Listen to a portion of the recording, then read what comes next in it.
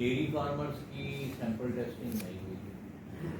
Sindh food authority इधर बैठी है, मैं इनको दोबारा बोल रहा हूँ, ये आपके कम से कम 25 सैंपल उठाएंगे और ये before issuing of fresh price वो आप इनको सैंपल टेस्ट करा। ठीक है सर। ठीक है, नहीं सर, वो उसके ऊपर भी आपकी नई प्राइसिंग डिपेंड करेगी। सर वो कैसे?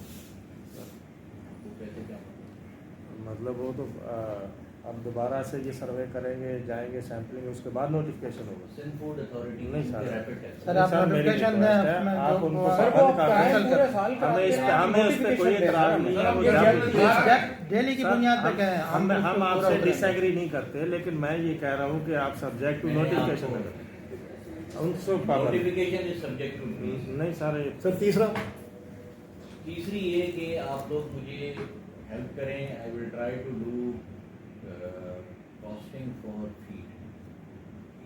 वो बिफोर नोटिफिकेशन और आफ्टर नोटिफिकेशन उसके बाद भी हो सकती है, लेकिन वो कॉस्ट ऑफ फीड हम डिटरमिन करेंगे तो आप लोग ही पता करेंगे। इसमें ये दो चीज़ें क्वालिटी एश्योरेंस के लिए SOP, ये आप मुझे बना के दे दें।